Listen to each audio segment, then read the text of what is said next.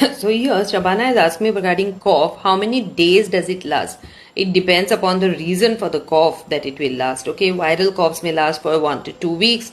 Bacterial coughs may also last that long. Okay, coughs because of some other serious reasons may last for longer. So there is no specific days like cough will last for days. Coughs because of hyperactive airway may last till the hyperactive airway is there, or cough because of asthma will last till the asthma is worsened. Okay, or maybe cough because of allergy, cough because of anaphylaxis. There are so many things. So there is nothing specific days that cough will last for these many days. But on an average, 1 week to 2 weeks is what the coughs remain for.